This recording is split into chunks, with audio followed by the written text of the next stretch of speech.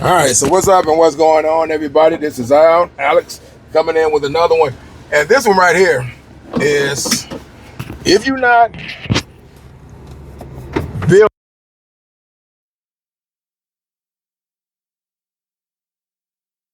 do what you're not built for. All right, so we got we're talking about poker.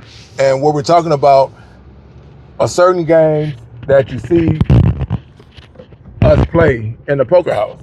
One of the biggest that I think for the level of money that I spend when I'm playing poker, right? I buy in for 300.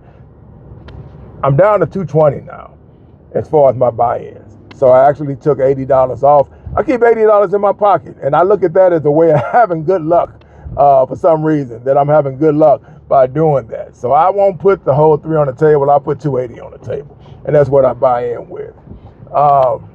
Me doing that, and this is just me, the way it helps me is when it comes to the Bompots, I can clearly say that I'm not going to play them because I only got 220, right? I think I said 220. I may have said 280, but it's 220 that I'm buying for now. And what happened was I was getting myself wrapped up in these Bompots because I would win some, I would chop some, I would get quartered, you know what I'm saying? And it doesn't seem much because it's only $5, right? That is what we play with.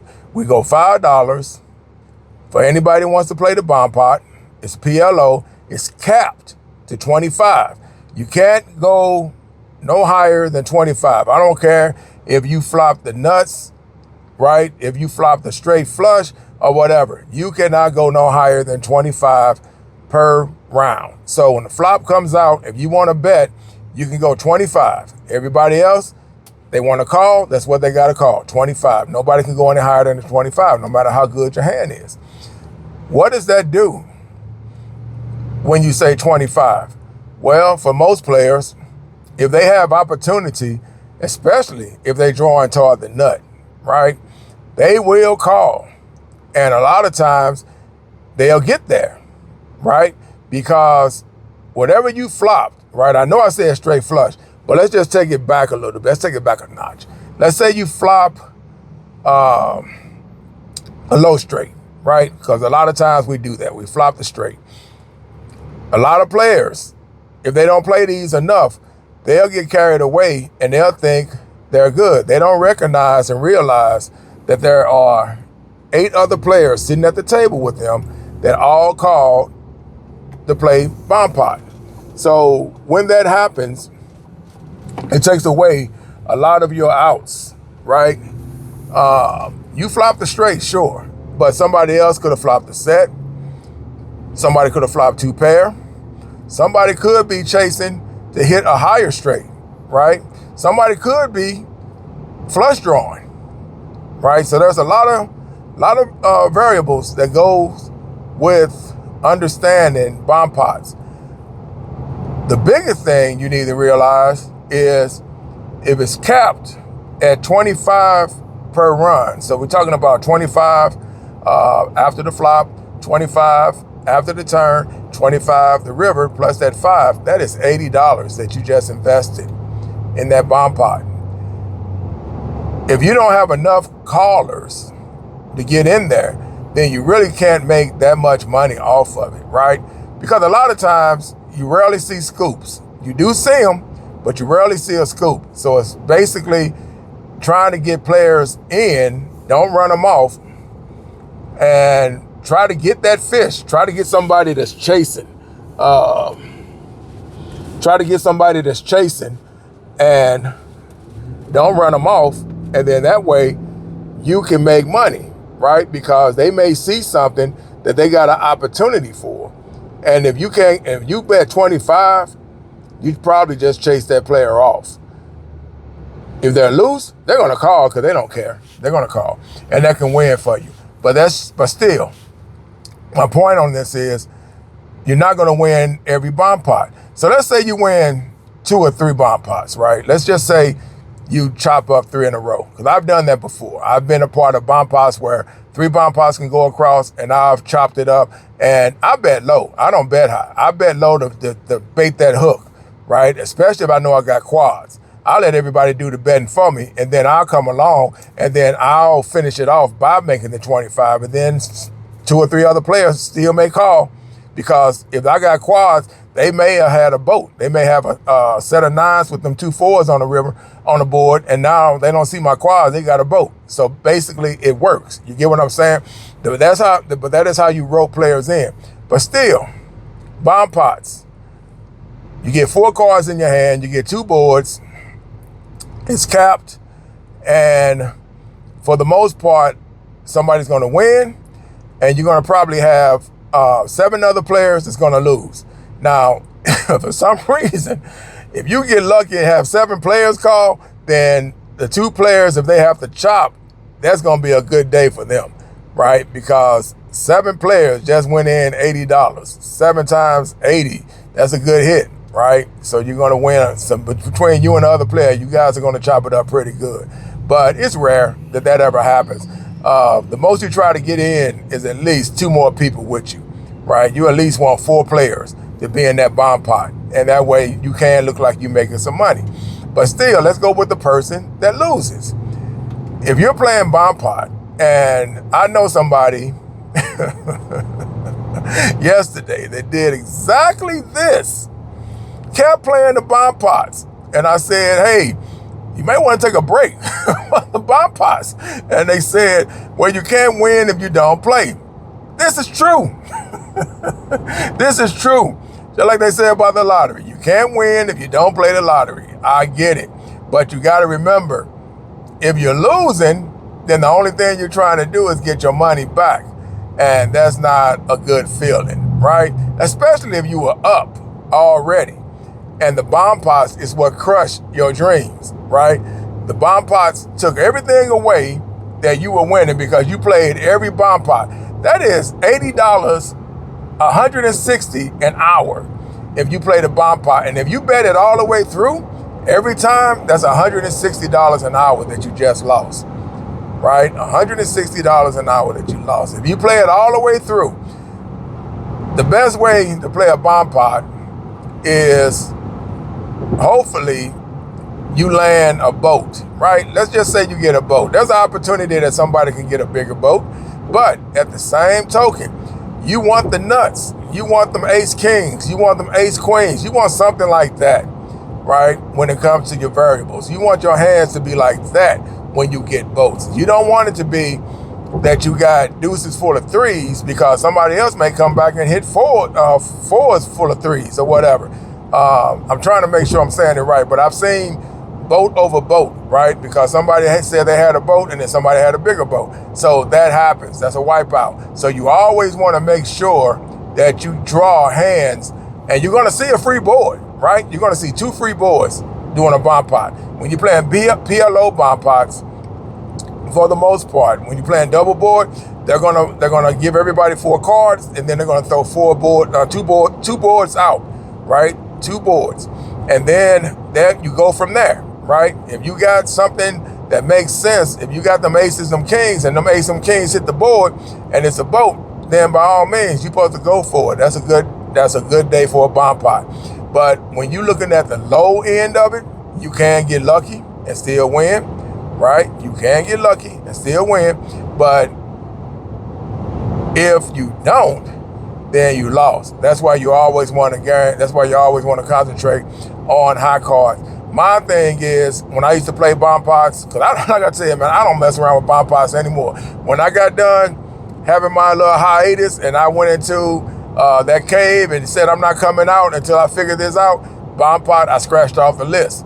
Because when I was sitting there trying to get hands, and then I was playing bomb pots, because let's say I'm not getting any hands and hold them, but when I get into the bomb pot, all of a sudden I'm getting these hands. Well, I'm getting that taste, but I'm not able to eat off of it, right? But I got a taste, but I can't eat off of it because I'm chasing, right? Somebody's gonna make it 25, and now I got a choice and got a decision to make. I call the 25.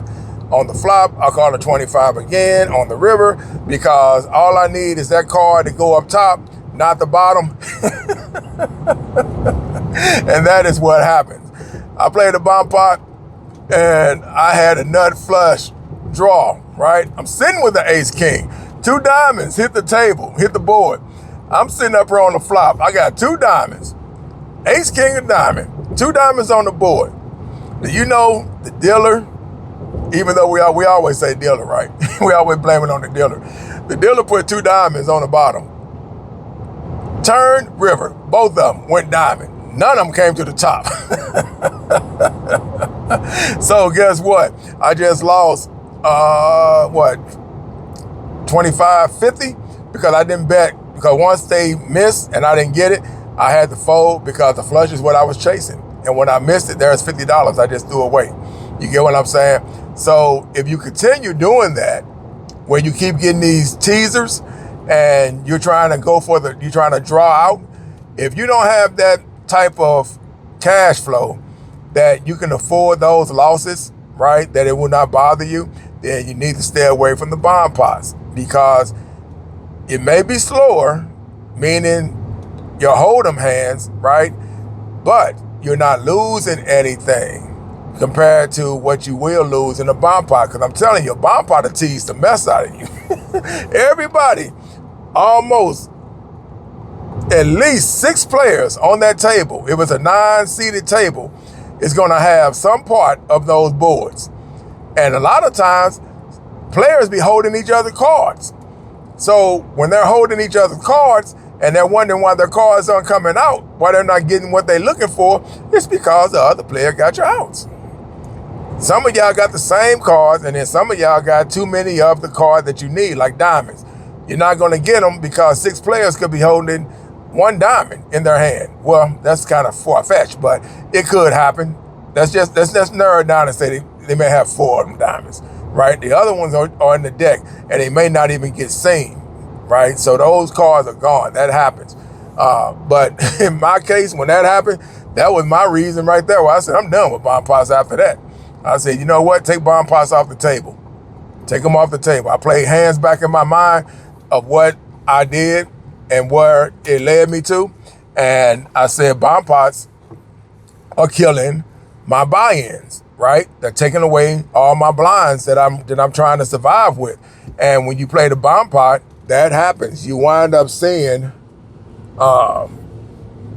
your money go down faster in the bomb pot than it does just playing regular hold'em, right? Because when you're playing regular hold'em, it's 2 cards. You don't see the board yet.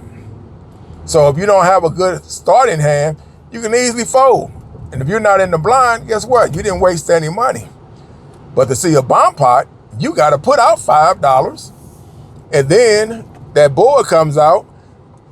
9 times out of 10, everybody got a taste of it. And what does everybody start doing? There's always that one player that could never just do what everybody else does and check. It gets around to him, and what does he do? 25. And you know what happens at the end? He winds up folding. Because in his mind, for some reason, he is thinking that if nobody's betting, then he can get people to fold. And that's not the case. Some people gonna fold, but like I said, if somebody flops something that's strong, they're not gonna bet. They know somebody at the table is gonna bet for them, and they're gonna try to hopefully get another person in. So if that happens, he know he's the 3rd wheel. He may be the 4th wheel. He's saying there's money made now. I'm making some money on my hand. I know I got the best. I flop quads. Who can beat my quads? Nobody. Right? There's no straight flush. There's no royal flush out there that can take them out. So, hey, my quads are good. And I'm the 3rd person, right? I got either I'm 3rd or maybe 4th. You may get 2 more people in there to call that 25 that person put out there. And that's all you care about. You know what happens next, though? You may wind up even getting the whole thing. You can scoop. You might wind up scooping, right? Because whatever you got may just go to that bottom or top board. And then you wind up scooping. So they let everybody do the betting for you. But for the most part, bomb pots will cause you a headache if your bankroll is not able to sustain the losses, right? If you just saying you coming in to play what you have, and you know you can't just go to the bank and pull out money like that. And believe me, man, the first thing you have to do is understand your value. Do not try to be what you are not, right? Do not give up don't give up your thing for your responsibilities because you playing poker. Don't do that. Don't do that. Take care of your responsibilities. Make sure that's all taken care of. And if you go into the ATM, make sure it's not going to cause a problem. Don't put this thing in your head where you're saying, well, if I mess up, I just call so-and-so and they'll hook me up. They always got my back. So-and-so may be getting tired of you, especially if he finds out that you just taking their money and going to what they don't do. They don't play poker. They don't go to the casino. They don't play slot machines, none of that. But they know that you're taking the money they're giving you and you're not handling your business affairs. They're taking care of your responsibilities, right? You get a hold of them and you tell them, hey, man, you may not even tell them what happened, but they know you, right? Because they've dealt with you too many times. And then it may get to that point where they just say, you know what? Nah, I can't do it. You're going to have to bite this one. We're not doing it. We're not doing it because you do this every time. You do something like this, and then it doesn't go your way, and then you come to me like I'm finna bail you out, and I'm not doing it anymore because I got to have mine, right? And this is the last time. So, you know what I'm saying? So that's why you don't want to put yourself in that situation. Be able to make sure you can afford to play the game. I stopped playing it because I came to that decision that I can't afford to keep up with the losses. I'm playing from behind, right? If I'm losing, then I'm playing from behind, and that's not good. I can't get my money to grow like I wanted to. I can withhold them, but I can't get it to grow with them Bompots because it's just so many variables to that game.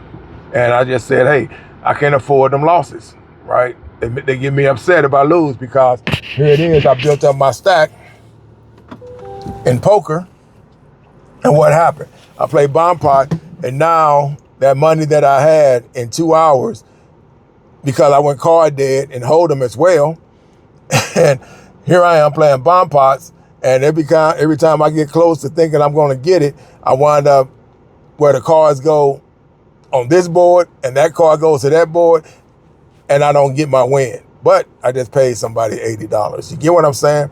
So that's why Bompots are not all that great of a game to play if you cannot afford the losses, right? You lose more money from Bompots than you actually do from the Hold'em. From the Bompots, because they throw them every 30 minutes and that's $80 a session if you happen to get a hand that causes you to keep going. Sometimes you can get a hand that sucks and you just automatically fold. So you just lost $5, that's it. But when you get those teasers and you get those hands that look like you got opportunity, yeah, it gets costly to stay in there and try to catch it. So I just told myself I'm done altogether with Bompots. It's been 3 days. I haven't played a Bompot in 3 days. And I've been walking out of there with profit because when I've been playing Bompots, that's another thing. That was another way that I came to the conclusion that my money was going down, right? The Bompots were killing me. So got to get away from them. So with that said, I'm out. Y'all be good. Peace.